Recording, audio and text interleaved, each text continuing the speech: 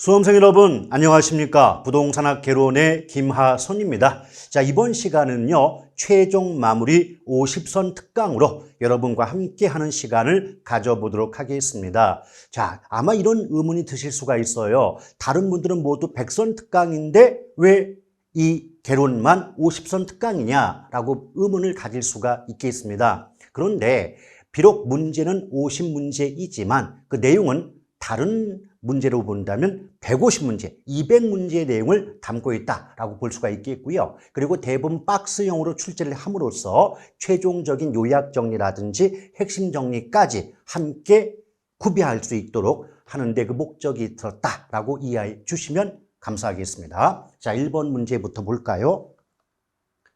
자, 1번을 보시면 부동산 개념 물어봤죠. 부동산 개념에 관한 설명 중 옳은 것이 몇 개냐고 물어봤는데요. 첫 번째 기억번을 볼게요. 복합 개념의 부동산 나왔죠. 여러분 알고 계실 겁니다. 개론에서는 어느 파트를 불문하고 복합 개념 이 말 나오면 법률, 경제, 기술, 법경기 3대 측면을 종합적으로 고려해서 부동산을 바라보는 사고방식, 관점을 복합 개념이라고 배우셨던 기억 나시죠?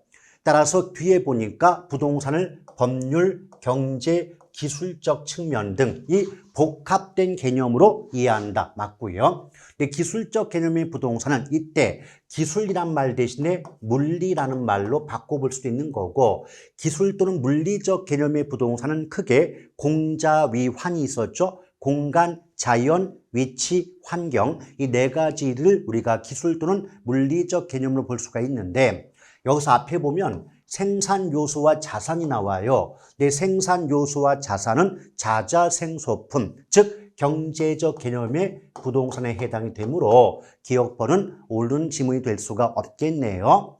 니은번 협의의 부동산.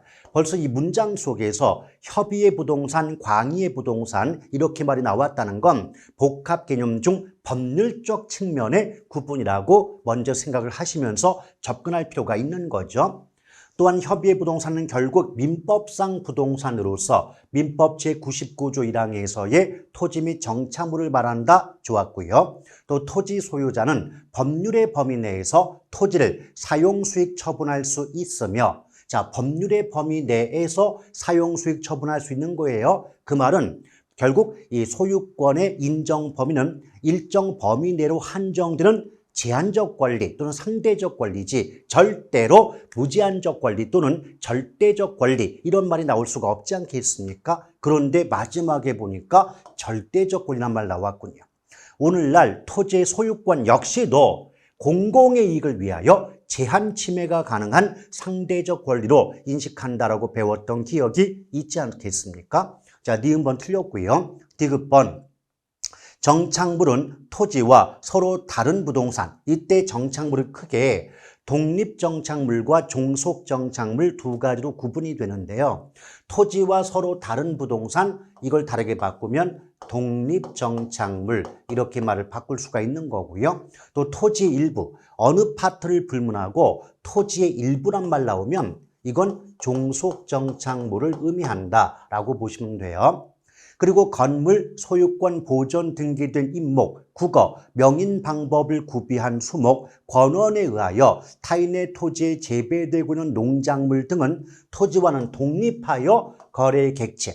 독립한다는 건 토지와는 별도로 거래의 객체, 사고 파는 거래의 대상이 될 수 있다는 의미가 되는데 하나가 잘못됐군요. 국어. 국어는 이제 쉽게 말하면 또랑인데 또랑을 땅과 별도로 팔아먹을 수는 없는 거잖아요. 그래서 국어는 토지의 일부인 종속정착물인데 국어까지 합쳐서 독립정착물이라고 말했기 때문에 잘못됐다라고 보시면 됩니다.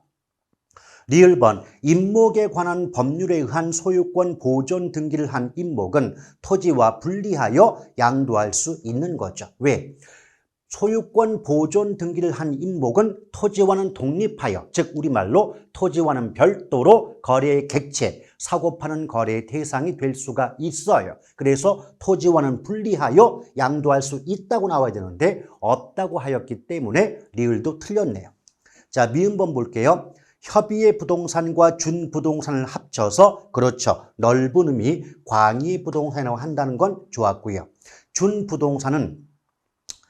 준부동산으로 등기나 등록수단으로 공시된 자동차, 건설기계, 선박, 항공기, 광업재단, 공장재단, 어업권 등이 있다. 옳은 표현이죠. 그래서 미음번은 맞는 지문이 되겠고요. 나머지 비읍번 보겠습니다. 자, 비읍번. 토지는 제품 생산에 필요한 부지를 제공하는 생산의 기본 요소이면서 생활의 편의를 제공하는 최종 소비재이기도 하다. 역시 맞죠. 그래서 미음번과 비읍번은 맞았고요. 시옷번. 토지와 건물이 각각 독립된 거래의 객체이면서도 마치 하나의 결합된 상태로 다루어져 부동산 활동의 대상으로 인식된다. 이 문장 자체가 복합 부동산을 의미하는 전형적인 표현이거든요.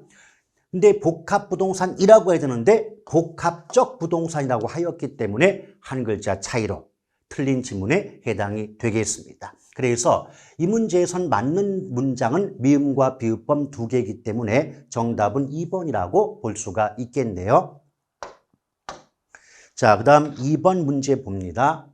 부동산 분류에 관한 다음의 설명 중 역시 옳은 것이 몇 개냐라고 물어봤는데 기억번 나지는 건축법에 의한 용적률, 건폐율 등의 제한. 이때 용적률, 건폐율 등의 제한 이 말을 다르게 바꾸면 공법상 규제. 자, 공법상 규제로 인해서 한 필지 내에서 건축하지 않고 비워둔 토지다. 그럼 그 땅은 건물이 세워지지 않고 비어있는 공간이 되지 않습니까? 이럴 때는 한자로 빌공자, 땅지를 붙여서 공지라고 해야 되겠죠. 공지가 나와야 되는데 낮이라고 했기 때문에 기억번은 틀린 지문이라고 보시면 되겠고 니은번 1층은 필로티 구조로 주차장으로 사용되고 있고 2층부터 5층까지를 주택으로 사용하고 있다. 일단 2층부터 5층까지는요. 2층, 3층, 4층, 5층이죠. 이걸 뭐라고 한다? 사계층이라고 해요. 사계층. 그러니까 건물 자체의 층수는 5층짜리 건물이지만 주택으로 사용하는 층수가 4계층에 해당이 되는 거죠. 벌써 건축법상 주택의 분류상 4계층이 나오면 이거 다세대 주택 아니면 연립주택 둘 중에 하나가 정답이 되죠. 그런데 바닥 면적의 합계가 850제곱미터입니다. 850제곱미터만은 660제곱미터를 초과하는 상황이 되지 않습니까? 맞죠? 그래서 일단 4계층 나왔을 때는 다세대 주택과 연립 중에서 답이 구해지겠지만 주거용으로 사용되는 바닥 면적의 합계가 660 초과가 나오면 이건 연립주택이에요. 그런데 다세대라고 하였기 때문에 니은번 틀렸고요. 디귿번 빈지 나왔죠. 빈지는 일반적으로 바다와 육지 사이의 해변 토지와 같이 소유권이 인정되지 않는 땅이 빈지예요.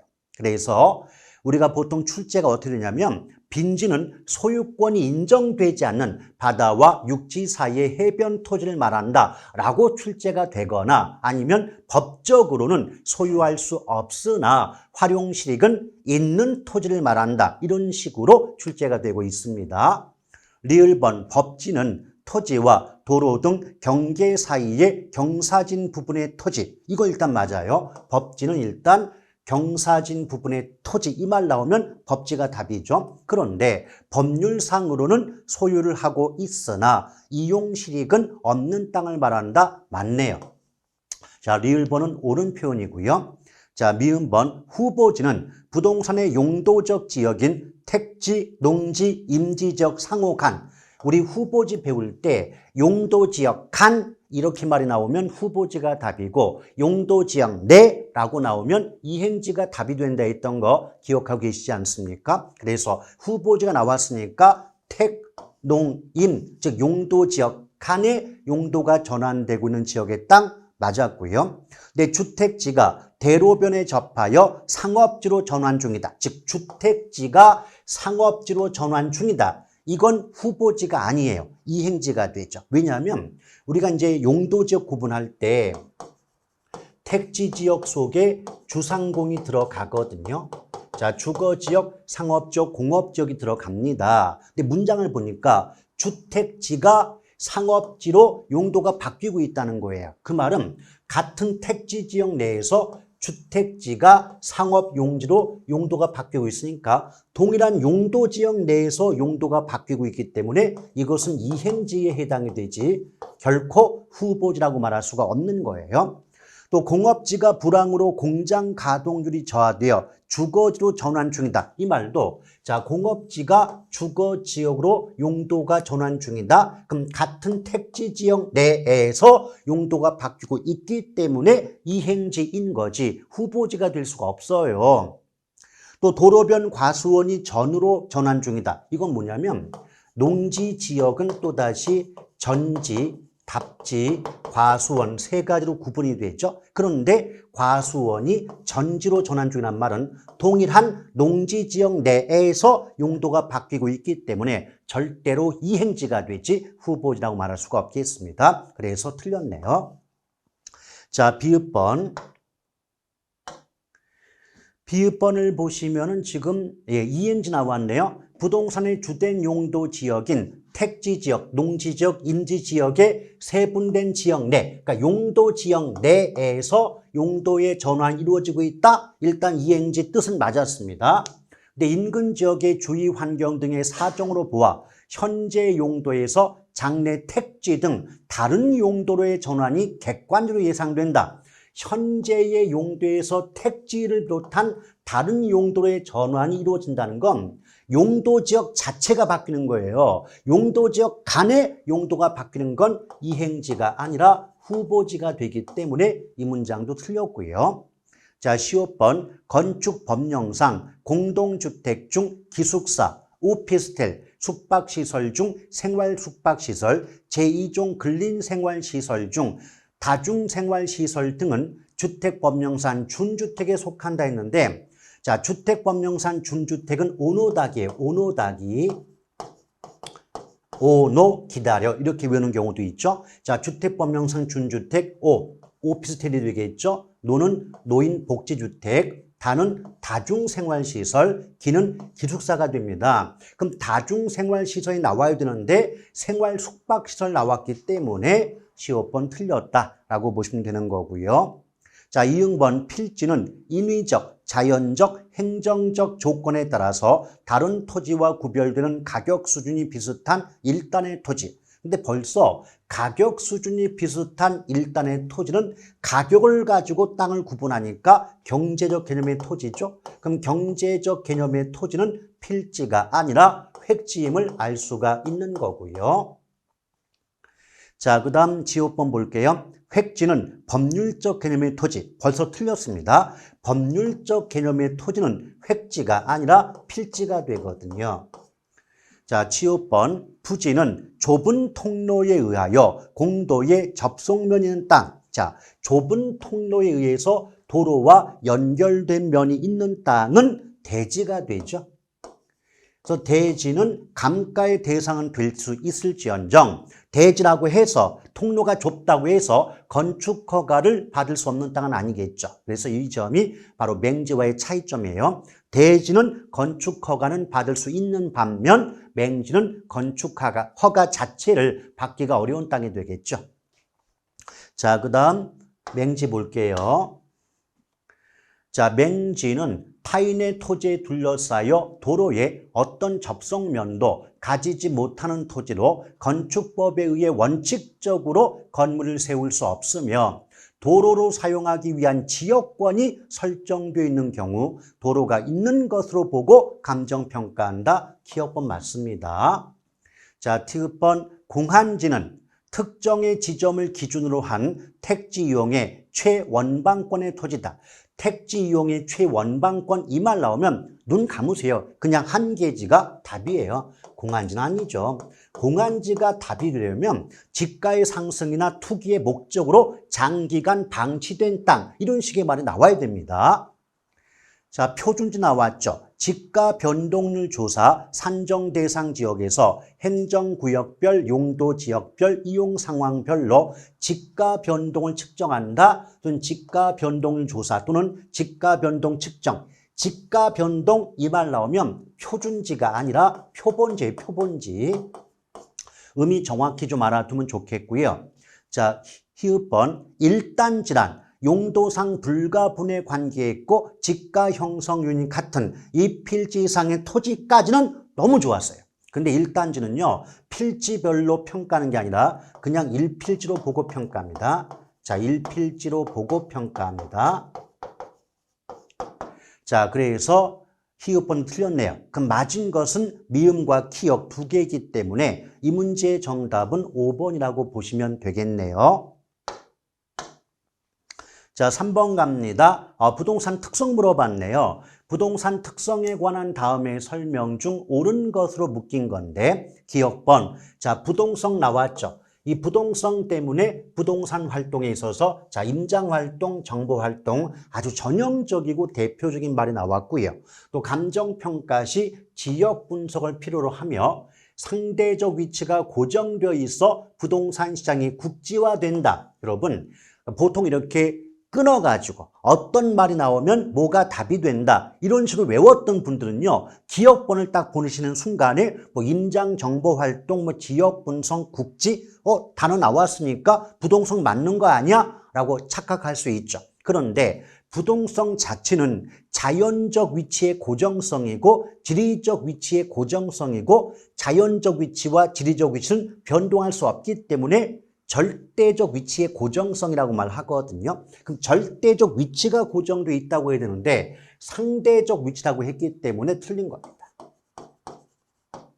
자, 기억번 틀렸고요. 니은번. 부동산은 역시 부동성 때문에 중앙정부나 지방자치단체의 상이한 규제와 통제를 받는 한편 여기까지는 좋았는데 소모를 전제로 하는 재생산 이론이나 사고방식을 적용할 수 없다. 이 말은 소모가 안 된다는 거예요. 없어지지 않는 거죠. 그럼 없어지지 않는다? 이건 부동성이 아니라 영속성 아닌가요? 그래서 이 부분은 영속성에 관한 내용인데 부동성이라고 제목을 붙여놨기 때문에 틀린 지문에 해당이 됩니다.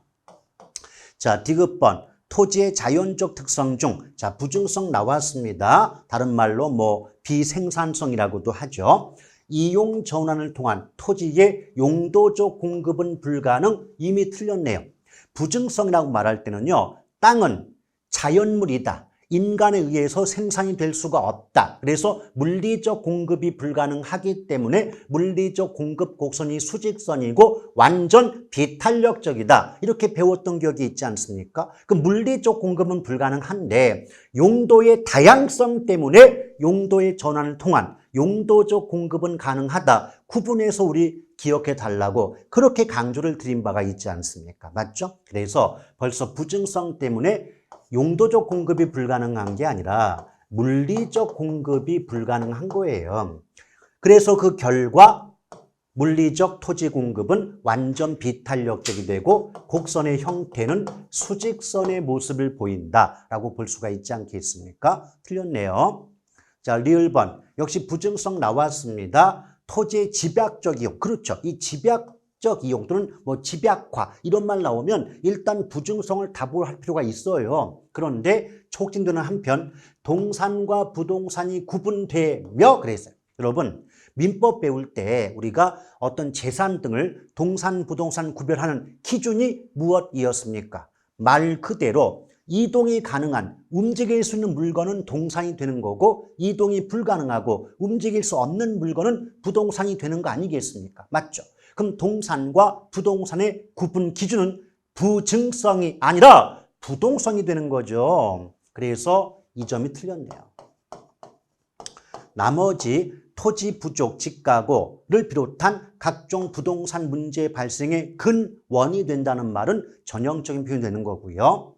자, 미음번 토지는 영속성 나왔습니다. 그럼 원칙적으로 감가상각 이론의 적용이 배제되나 물리적, 경제적 감가상각은 이루어진다라고 했는데 자, 일단 조심할 게 뭐냐면 원칙이란 말이 붙으면 감가이론 적용이 적용되지 않는다, 배제가 된다, 맞는데요. 구체적으로 따져본다면 영속성 때문에 토지는 아무리 오랜 시간이 흘러도 파괴되거나 훼손되거나 소모되거나 소멸되지 않는단 말이에요. 그런 관점에서 물리적 감가는 인정되지 않는 거죠. 배제가 되죠. 그러나 토지도 주변 환경의 영향으로 인한 가치의 깎임은 이루어질 수 있기 때문에 물리적 감가는 배제가 되나 경제적 감가는 이루어진다라고 보시면 돼요. 그래서 여기서 물리라는 말은 배제가 돼야 되는데 이루어진다 했기 때문에 틀린 지문에 해당이 됩니다. 자, 비읍번 볼게요. 역시 영속성이 나왔습니다. 일단 영속성 때문에 토지가 내용 연수, 수명이 길단 말이에요. 수명이 기니까 관리의 의의가 커질 수밖에 없는 거고요. 또 수명이 길다 보니까 어떻게 됩니까? 그만큼 미래까지 고려한 장기적 배려하에 부동산 활동이 이루어지게끔 할 필요가 있게 되는 거죠. 그래서 관리란 말 맞았고요. 그 다음에 부동산 활동, 그렇죠. 장기적으로 배려하게 하고 토지의 가치 보존력을 우수하게 만들어서 토지가 훌륭한 투자재로 선호하게 만든다. 오, 비읍번은 완벽히 맞는 지문이네요. 자, 그 다음에 시옷번 볼게요. 개별성 물어봤습니다. 그럼 개별성 나왔을 때 개별성의 뜻이 뭐죠? 토지는 물리적 관점, 즉 토지의 위치나 면적이나 형태 등의 물리적 관점에서 완벽히 통일한 똑같은 땅은 존재할 수 없다는 특성이 바로 개별성 아니겠습니까? 맞죠? 이런 개별성 때문에 토지는 저마다 다른 이질품이 되고 이질적 재화에는 일물일가의 법칙이 적용되지 않음에 따라서 기본적으로 부동산 시장은 불완전 시장화된다라고 배우셨던 기억이 있지 않습니까? 맞죠? 그래서 일물일가 법칙 적용 배제되고 또 물건 간 완전한 대체 관계가 제약되기 때문에 시장이 불완전 시장으로 만드는 원인이 된다? 맞죠? 그럼 비읍과 시옷번은 맞았거든요. 근데 벌써 객관식이다 보니까 이제 보기와 연결해 갖고 볼 필요가 있는데 보기를 보는 순간에 이게 옳은 거 물어보는 건데 비읍과 시옷 나온 건 4번뿐이 없어요. 그래서 이게 실전이었다면 굳이 다른 끝까지 가실 필요 없고 그냥 비읍 시옷까지만 보셔도 이미 정답은 구할 수가 있더라는 거죠. 근데 지금은 답을 맞추는 것보다 더 중요한 게 뭐겠습니까? 왜 이게 맞는 말이고 왜 이게 틀렸을까? 어떻게 말을 바꾼다면 옳은 지문일 수 있을까? 그걸 연구하고 공부하는 시간이 돼야 되기 때문에 마지막까지 한번 보도록 하겠습니다. 자, 이응번 인접성 나왔죠? 인접성 때문에 특정 부동산에 대한 시장 정보의 수집이 어렵다? 근데 정보 수집이 어렵다. 이것은 부동산 시장의 특성 중 정보의 비공개성의 특성과 연결돼요. 근데 정보의 비공개성은 부동산의 특성으로 본다면 개별성의 바탕을 두고 있거든요. 근데 개별성이 나와야 되는데 인접성이 나왔기 때문에 옳은 문장이 될 수가 없는 거고요. 또 부동산의 수급이 불균형하여 균형가격 형성이 어렵다. 이때 균형가격 형성 어렵다는 건 아주 전형적인 표현인데 균형가격 형성 어려워요? 이 말 나오면 무조건 부증성을 답하시면 돼요. 그래서 지금 이응번 문장은 총체적 난국이에요. 인접성과 관련된 옳은 지문이 하나도 없습니다. 자, 치오번 인접성은 미래의 수익을 가정하고 가치를 평가하는 직접환원법의 근거, 이건 영속성이죠. 그래서 여러분 만약 잘 모르시겠거든 문장 속에서 미래 또는 장기 이런 말 나오잖아요. 그러면 주저하지 마시고 영속성을 답으로 하시면 되지 않을까 싶습니다. 자, 치읍번 용도의 다양성은 최유효용의 성립, 토지 공개념의 도입, 가치 다원설 및 적지론의 이론적 근거로 기능한다. 다 좋았는데 여러분 토지 공개념 도입의 근거는 용도의 다양성이 아니라 부증성이 되거든요. 바로 요 점 때문에 아쉽게도 치읍번이 틀렸네요. 그래서 이 문제의 정답은 4번에 해당이 됩니다. 자, 4번 문제가 뭘까요? 예, 부동산 수요와 공급에 관한 설명 중 역시 옳은 것이 몇 개냐라고 물어봤죠. 죄송합니다. 굉장히 힘이 드시죠? 근데 지금 힘드는 게 문제가 아니지 않습니까? 앞으로 실전에서 어떻게 문제를 정확히 맞춰내는가가 중요하니까 조금 참고 견뎌내시길 바라겠습니다. 일단 수요 공급이죠. 기업번 볼게요. 부동산 수요는 구입에 필요한 비용을 지불할 수 있는 경제적 능력이 뒷받침된 유효 수요다. 맞죠? 근데 조심할 건 뭐냐면 지불 능력, 구입 능력만 있으면 되고요. 그 구입 능력이 돈이 내 돈이건 남의 돈이건 관계가 없어요. 그래서 내 마음대로 쓸 수 있는 가처분 소득은 물론이고 은행으로부터 빌려온 금융 차입금 등도 모두 유효 수요의 개념에 포함이 된다라고 기억해 둘 필요가 있죠. 또 부동산 수요 곡선상 수요량은 주어진 가격 수준에서 구매 의사와 구매 능력이 있는 수요자가 일정 기간에 실제로 구매한 수량. 아하, 틀렸습니다. 왜냐하면 우리 수요와 공급은 어떻게 배웠죠? 수요와 공급은 둘 다 구매하고자 하는 또는 판매하고자 하는 의사 또는 욕구를 의미한다라고 배웠던 기억이 있죠. 즉 이미 샀다, 팔았다의 개념이 아니라 앞으로 사려고 한다, 앞으로 팔려고 한다는 의미가 되기 때문에 사전적 개념이다 라고 배웠던 기억이 있지 않습니까? 맞죠? 그래서 실제로 구매한 양이 아니라 구입할 의사가 있는 양이라고 해야 되고요. 두 번째 틀린 건 뭐냐면 앞에 일정 기간 나왔잖아요. 기간자 붙으면 유량입니까? 저량입니까? 유량이죠. 유량은 영어로 뭐라 그래요? 플로우라고 하잖아요. 스톡이 아니죠, 또한. 그래서 두 가지 면에서 잘못됐기 때문에 기호번 틀렸고요. 니은번 부동산 수요 곡선은 수요 곡선입니다. 단위당 임대료, 보통 경제론에서 임대료 이 말 나오면 그냥 가격이라고 보시고 문제 푸시면 돼요. 그럼 결국 한 개당 가격과 수요량과의 관계를 나타내는 곡선이 수요 곡선이다. 이것 꽤 좋아요. 근데 수요 곡선은 가격 효과, 즉 소득 효과 및 대체 효과의 합성 작용 때문에 일반적으로 우하향합니까? 우상향합니까? 우하향하잖아요. 언제부터 수요 곡선이 우상향합니까? 말이 안 되는 거지. 그렇죠? 틀렸고요. 디귿번 아파트 가격 하락이 예상되면 이때 조심할 게 있어요. 가격이 하락됐다는 게 아니라 예상이 된다는 거예요. 가격 하락이 예상이 된다는 거예요. 여러분 우리 뭐 배웠어요? 수요량의 변화, 수요의 변화. 양자 붙을 때와 양자 빠질 때 어떤 차이가 있다 그랬어요? 수요량 또는 공급량, 양자 붙을 때 원인은 하나뿐이 없다고 배웠죠.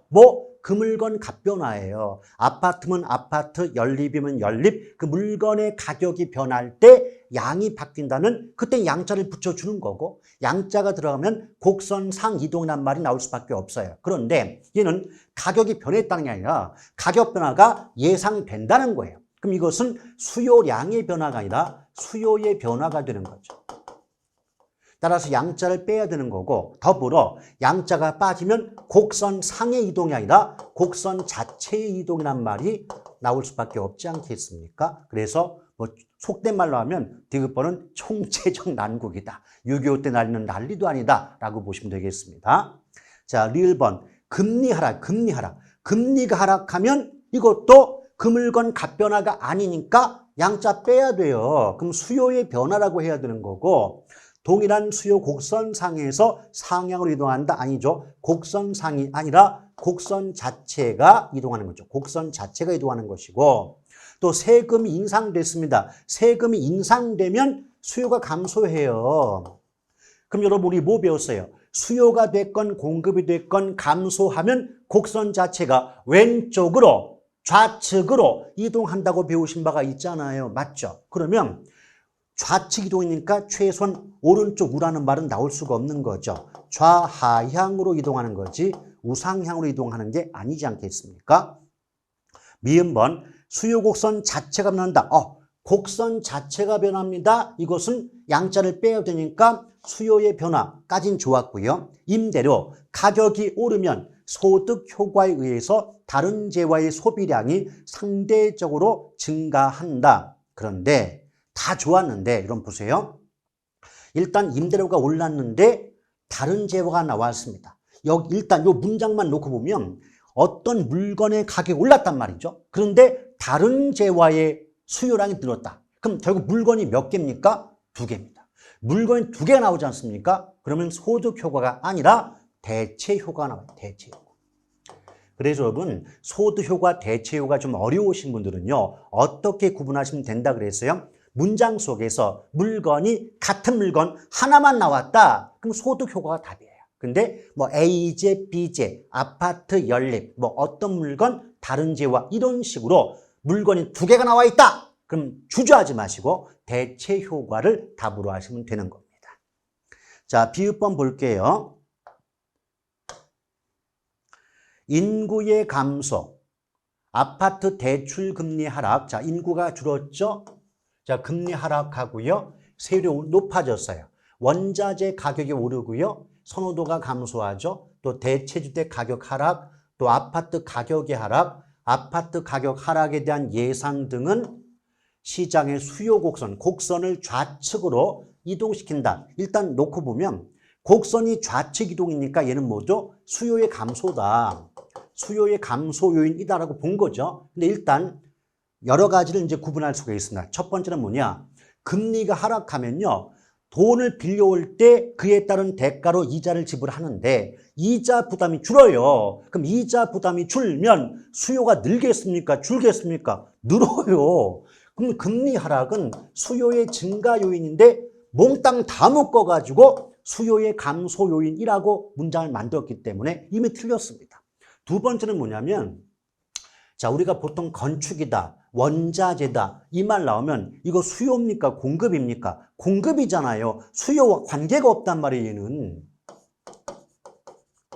그리고 아파트, 그 다음에 선호도 감소, 그리고 대체주택 가격 하락 뭐 이런 것들은 이제 읽어보시면 되겠고 더불어 아파트 가격 하락 이 말은 그 물건 값의 변화입니다. 그럼 그 물건 값은 값의 변화로 양이 바뀔 때는 수요량의 변화고 얘는 곡선 이동과 무관해요. 왜? 곡선상의 이동이니까.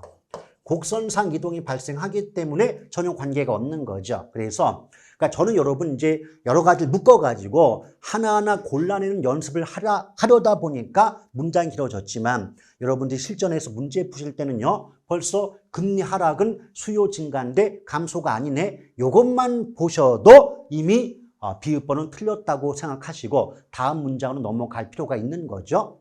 자, 15번 공급법칙상 가격과 공급량은 비례관계 맞습니다. 그래서 가격이 오를 때 공급량은 늘어요. 또 공급량은 주어진 가격 수준에서 실제로 매도한 아니라고요.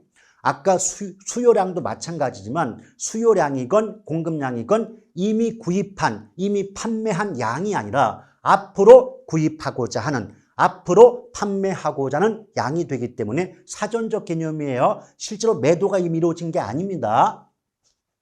그 다음 이응번 해당 부동산 가격 변화에 의한 공급량의 변화. 자, 그 물건 값이 변해서 그 물건의 양이 바뀌었어요. 이럴 때는 공급량의 변화가 되니까 곡선상의 이동이 발생하는 거고요. 또 주택 가격이 상승하면 주거 용지의 공급은 감소가 아니고 증가해요. 이게 뭐냐면 생각해 보세요. 이제는 공급, 여러분 공급은 사는 쪽 입장이에요? 파는 쪽 입장이에요? 당연히 파는 쪽 입장이죠. 제발 어떤 문장 나오면요. 문장 속에서 수요가 나오면 사는 쪽 입장에서 좀 생각을 해 주셔야 되겠고 공급 나오면 파는 쪽 입장에서 생각하시면 문장이 쉽게 해석이 돼요. 얘는 지금 공급의 입장인 공급, 파는 쪽 입장에서 집값이 올라갔어요. 그럼 주택 공급자 입장에서 집값이 올라가면 팔았을 때 얻는 이익이 늘겠죠. 그럼 판매 수익이 늘어요. 그럼 수입이 증가하니까 더 많이 팔려고 하겠죠. 그럼 더 많이 집을 지어 놓으려면 집을 지으려면 땅이 필요할 거 아니에요, 땅이. 그럼 당연히 주거 용지의 공급은 증가하게 되는 거지 감소할 이유가 아니겠죠. 자, 지읒번 주택 건설 업체 수가 증가한다. 이것은 공급자 수가 증가하니까 공급의 증가 요인에 해당이 될 거고요. 또 원자재 가격 상승. 원자재 가격이 상승한다는 건 철근, 시멘트, 벽돌, 자갈, 모래값이 비싸지는 거예요. 그럼 건축비가 됐건 생산비가 됐건 비용이 늘어나죠. 우리 뭐 배웠어요? 비용과 공급은 반대다. 비용이 증가하게 되면 공급은 반대로 감소한다고 했어요. 그 원자재 가격의 상승은 공급의 감소 요인이 되고 또 금리가 하락하면 공급 증가, 또 건설기술 개발에 따른 원가 절감하면 공급 증가, 또 주택 건설용 토지 가격 하락은 모두 공급 증가 요인에 해당이 됩니다. 그러나 조심할 건 원자재 가격 상승은 공급의 감소 요인인데 다 묶어서 공급이 증가한다. 즉 공급 곡선이 우측으로 이동한다 했기 때문에 틀린 겁니다. 치읓번 주택의 수요와 소요의 개념은 서로 다르다. 맞죠? 그래서 수요라고 하는 것은 이제 디맨드, 그러니까 쉽게 말하면 얘는 경제적 개념이고 유효 수요층, 다른 말로 중산층 이상을 대상으로 한다라고 보시면 돼요. 이에 비해서 소요, 니드라고 하는 것은 정책적 개념이고요. 어떤 복지 정책의 관점이다 보니까 저소득층이 그 대상이 된다. 그래서 개념 자체는 완전히 다르게 됩니다. 그래서 치읓번은 맞았네요. 자, 키역번 볼게요. 가계 자산, 자본 총량, 통화량, 가계 소비, 도시 인구 규모 등은 저량의 경제 변수에 속한다. 여기 보시면 뭐 자산이나 자본이나 통화량, 또 인구 같은 경우는 저량 변수가 맞아요. 근데 소비는 유량 변수거든요. 소비는 유량 플로우 개념이기 때문에 이미 틀렸습니다. 자, 노동자 소득 신규. 자, 소득이라든지 신규라든지 또 임대료 수입 같은 거, 임금은 유량의 경제 변수 이 부분은 맞았고요. 그 다음 T번 볼게요. 아파트와 단독주택의 관계가 대체제라고 가정할 때 아파트의 가격이 상승하면 단독주택의 수요가 증가하고, 일단은 대체제가 그래요. 대체제는요. 대체제가 나왔다면 괜히 다른 걸 읽다 보면 헷갈릴 수가 있거든요. 그래서 대체제는 가격과 수요가 같은 방향. 가격과 수요가 같은 방향이니까 그냥 줄여가지고 어떻게 기억하면 돼요? 가수는 같다.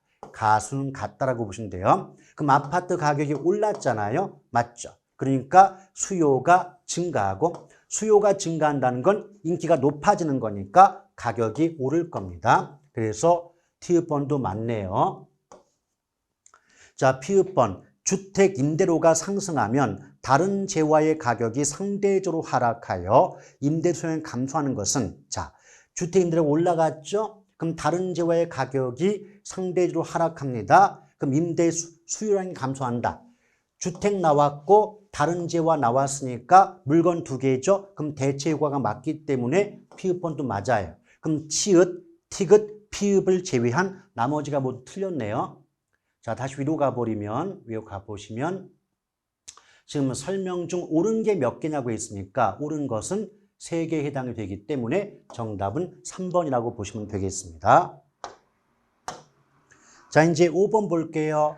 균형과, 자, 균형이죠. 관련된 다음의 설명 중 지금 틀린 게 몇 개냐고 물어봤는데, 기억번, 부동산의 초과 공급, 여러분 초과 공급이나 초과 수요 나오지 않습니까? 그러면 너무 이론적으로 받아들이지 마시고 우리식으로 말을 바꿔볼게요. 초과 공급은 뭐다? 물건이 남아돈다. 물건이 남아돈다라고 써놓고 문제 푸시면 돼요.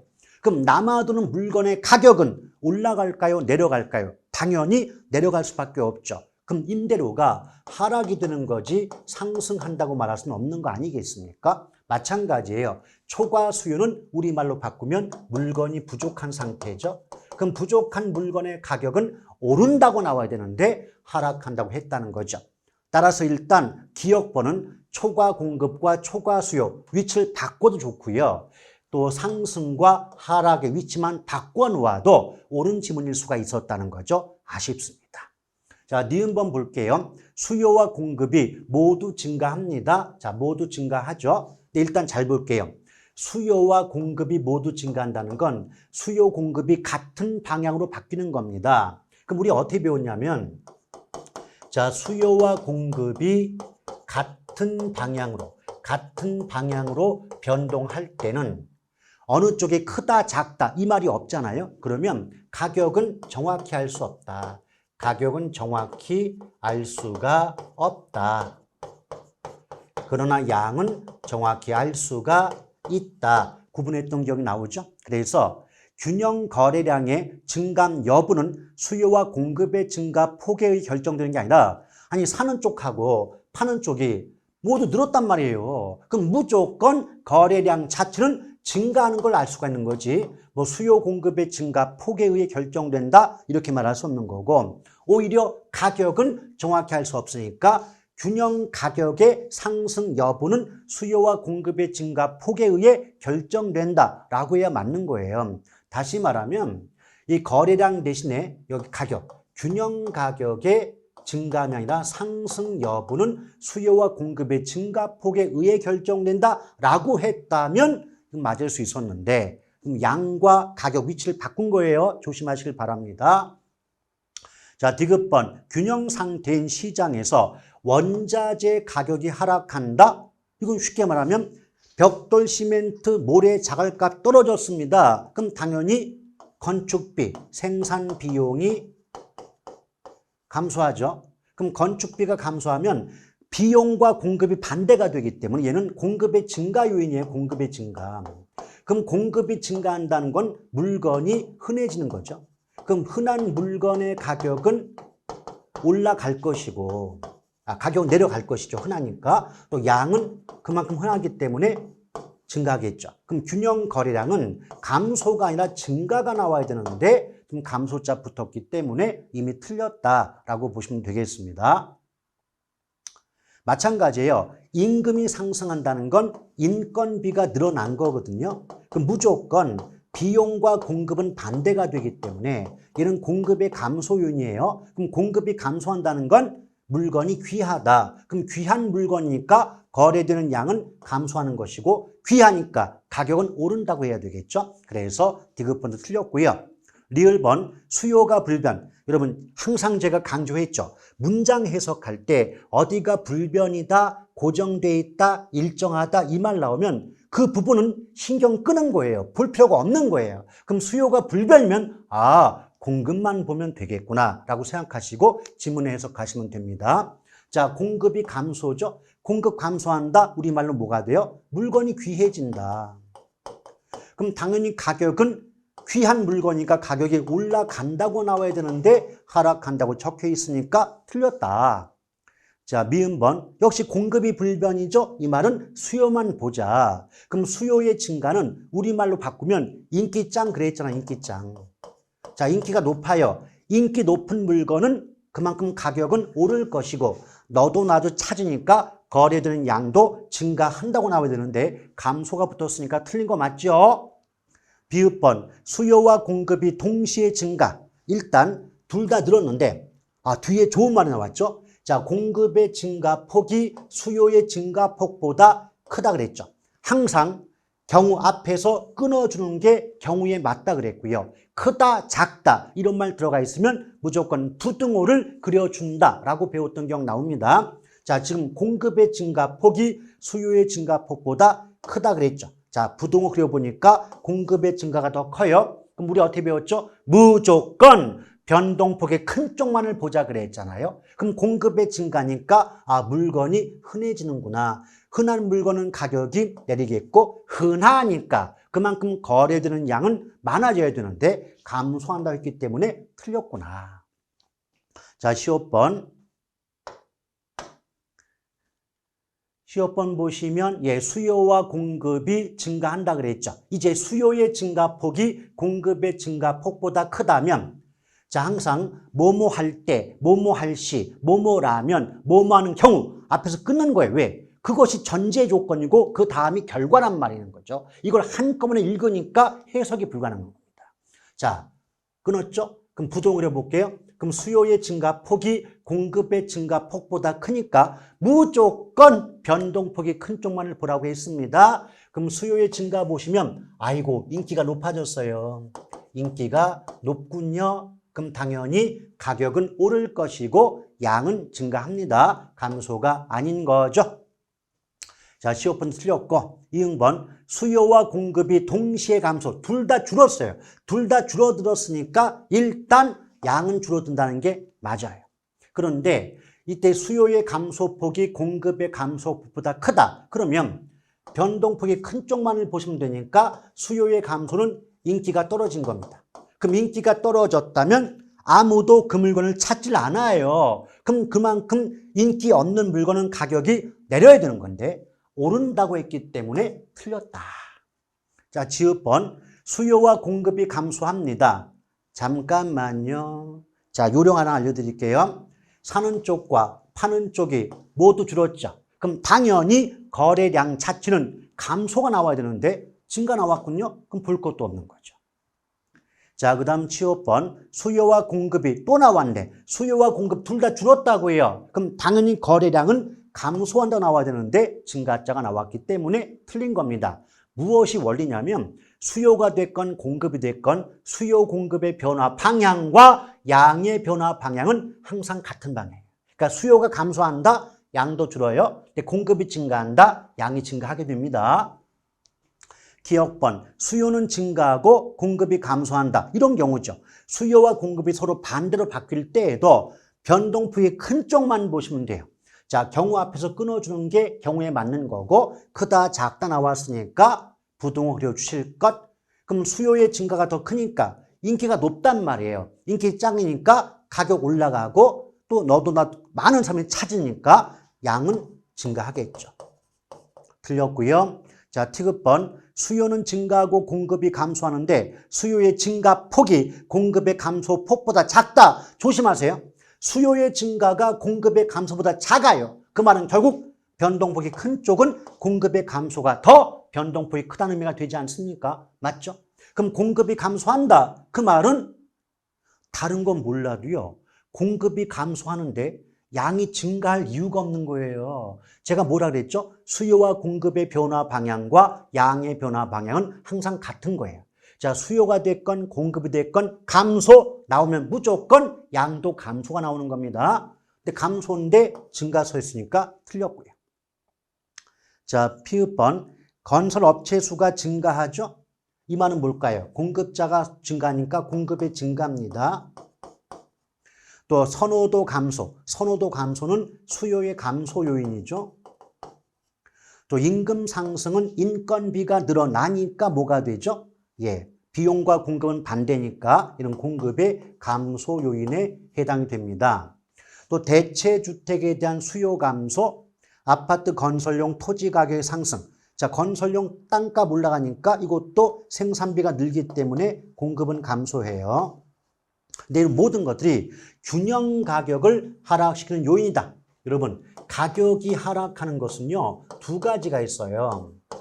수요가 감소하거나 공급이 증가할 때는 가격이 내려갑니다. 아시겠죠? 근데 여기서 보니까 지금 노동자 임금 상승이나 토지 가격 상승은 공급의 감소가 되고 공급이 감소할 때는 가격이 오른단 말이죠. 근데 이것까지 묶어가지고 모두 가격이 하락하는 원인이 된다라고 했기 때문에 역시 틀렸습니다.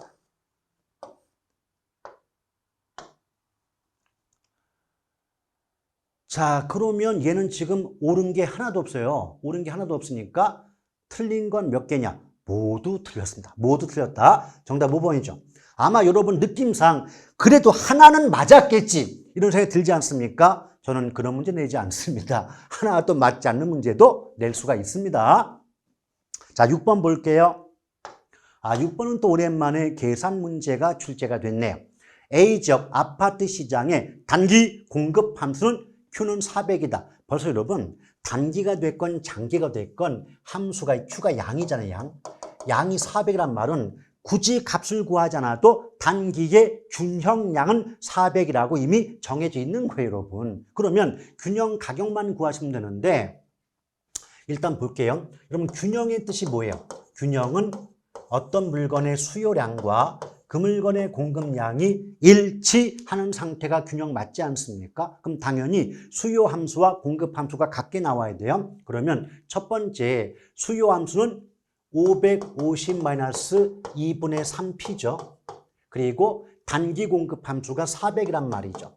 이럴 때 대부분 이제 많은 수험생들이 P가 어떤 값이 분수로 나오잖아요. 되게 당황하셔가지고 이거 어떻게 풀자라고 하는데 여러분 2분의 3은요. 계산기 있거든요. 계산기 눌러가지고 3 나누기 2 하시면요. 1.5가 나와요. 여러분 1.5. 그래서 아예 이것을 일반적인 값으로 바꿔서 풀면 어렵지 않게 풀 수가 있습니다. 그럼 볼게요. 숫자는 같은 것끼리 묶는데 숫자는 숫자끼리 묶으시고요. 피는 피끼리 묶으시면 돼요. 근데 기본적으로 여러분 더하기가 넘어가면 빼기가 되고 빼기가 넘어가면 더하기 되는 건 아시지 않습니까? 일단 숫자는 빼는 겁니다. 그럼 550 빼기 400은 1.5p가 되는 거죠. 오케이? 그럼 150이에요.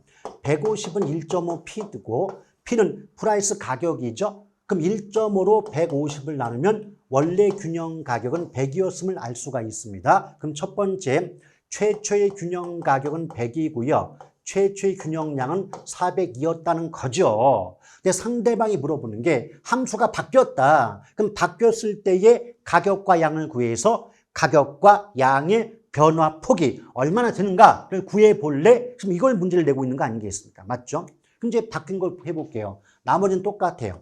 수요 함수가 550-1.5p는 똑같은데 공급 함수가 장기로 바뀌었죠? 얼마로? p 플러스 250이에요. 그럼 별거 아닙니다.